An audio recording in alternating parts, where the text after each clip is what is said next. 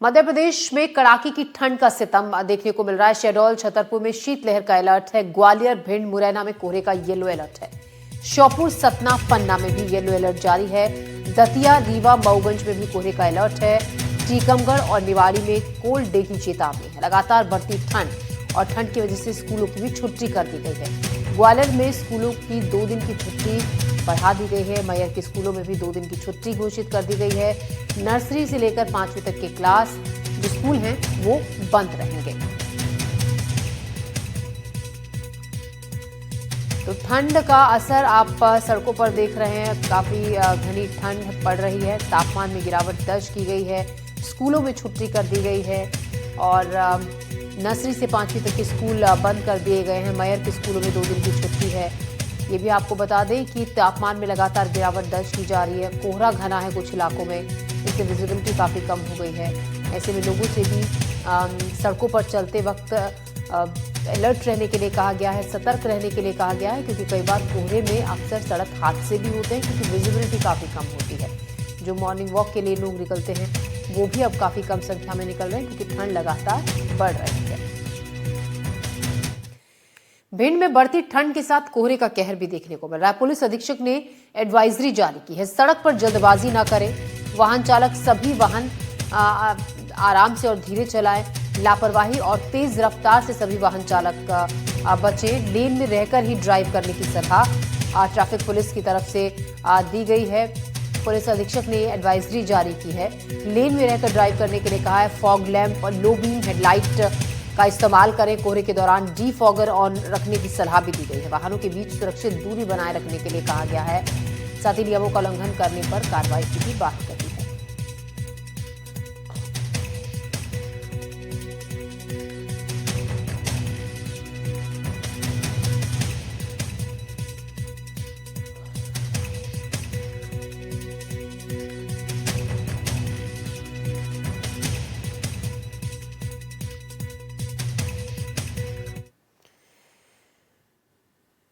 श्योपुर में कड़ाके की ठंड के साथ शीतलहर का कहर जारी है। ठंड के साथ जिले में बढ़ाई गई हैं स्कूलों की छुट्टियां भी।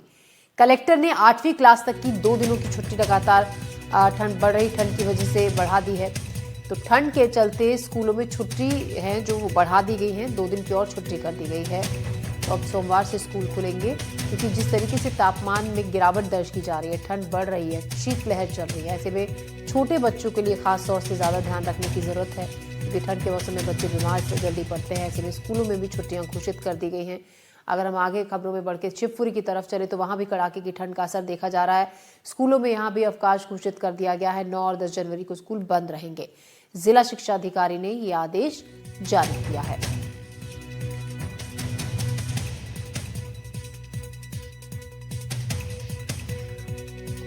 तो 9 और 10 जनवरी को स्कूल बंद रहेंगे।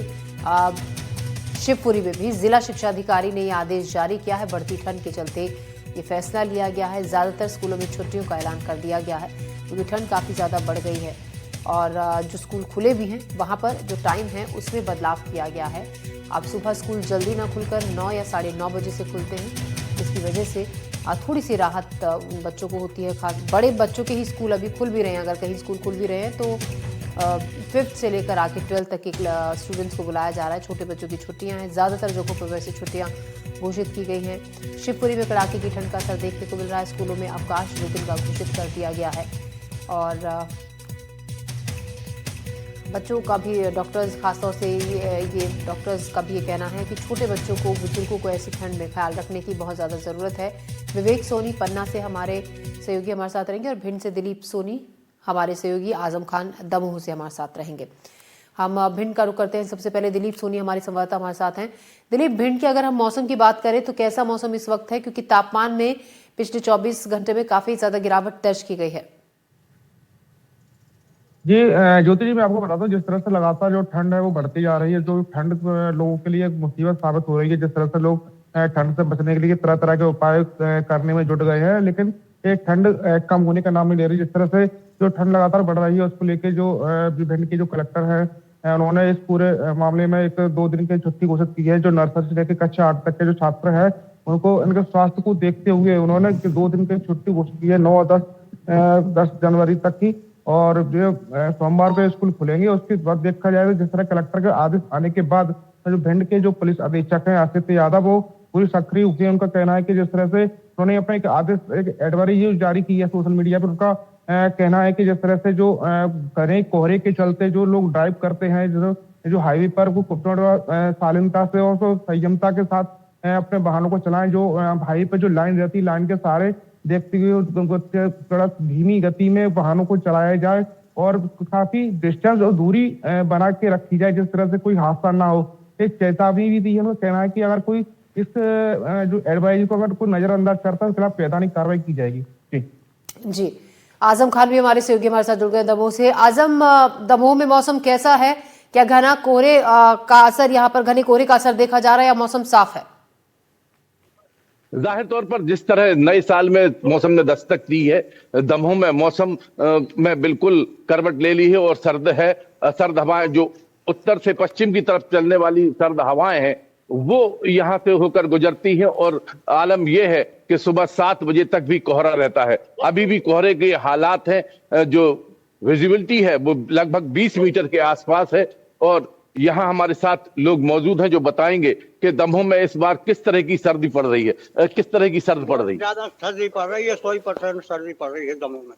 हाँ, पहले ऐसा मौसम रहा है? नहीं, पहले नहीं रहा ऐसा, और साल नहीं रहा, पिछली सालों में नहीं रहा मौसम, नई साल में मौसम बहुत खराब। नए साल में सर्दी बढ़ रही है, आप क्या कहेंगे? दमोह में शायद मैं अभी देख रहा हूं कि करीब 8 दिन से सर्दी ने बिल्कुल रिकॉर्ड तोड़ दिया। कोहरा इतना है कि 10 बजे तक तो दिखते ही नहीं है कोई। आने जाने में भी बड़ी दिक्कत। और हालात ये है इधर के सर्दी के हमारे लोग कपड़े घरों से नहीं निकल रहे। बिल्कुल, रास्ते सूने पड़े हुए हैं और लोग नहीं निकलते हैं, सिर्फ मॉर्निंग वॉक करने वाले लोग ही निकलते हैं। किस तरह का मौसम है? इस साल बहुत ज्यादा ठंड पड़ रही है। पिछले 5 सालों का रिकॉर्ड इस बार टूट चुका है। सुबह 10 बजे तक कोहरा रहता है और बहुत ज्यादा ठंडी पड़ रही है इस बार दमोह में। किस तरह के एहतियात करके निकलते हैं आप? क्या किस तरह के कपड़े पहन के निकलते हैं? इस तरह एकदम मोटे मोटे कपड़े पहन के निकल रहे हैं इस समय इस बार, और बहुत ज्यादा ठंड लग रही है घर से निकलते। हाँ, आप बताएं कैसे जब सुबह निकलते हैं किस तरह की सर्दी होती है? बहुत ज्यादा होती है सर्दी होती है। सिर्फ जर्सी पहनते हैं, टोपा लगाते हैं, जब जाके ठंड थोड़ी बहुत कम होती है, नहीं तो ठंड के मारे रह जाते हैं। 10 बजे से कोहरा मच जाता है। देर शाम से ही कोहरा दिखने लगता है और हालात ये है कि दमोह के आसपास जो लोगों के निकलने की संख्या है वो कम हो गई है। सड़कें सूनी पड़ी है और कोहरे के कारण लोगों को निकलने में काफी दिक्कत होती है। हालांकि कलेक्टर दमोह ने एडवाइजरी जारी की है। उन्होंने छोटे बच्चों की जो है छुट्टियां कर दी हैं स्कूलों में और केवल बड़े बच्चे जो हैं माध्यमिक शिक्षा या उच्च शिक्षा के, वो ही स्कूल में जा रहे हैं। इस तरह कहा जाए कि दमोह में जो सर्दी है उसने काफी अच्छी तरह से दस्तक दी है और अपने शबाब पर इस वक्त है पिछले 1 हफ्ते से।